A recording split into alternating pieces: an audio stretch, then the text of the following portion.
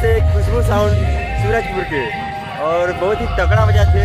तो चलो वीडियो शुरू करता है।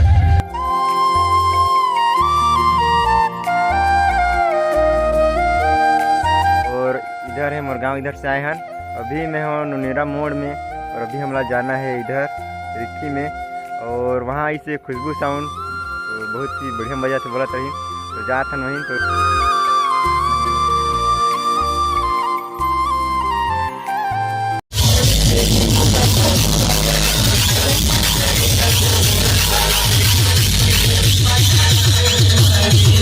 जोरदार मजा आ गई। खुशबू साउंड बनी मचल भाई, लेकिन तक तारीफ खाती नहीं करेगा तब बता ना कैसे।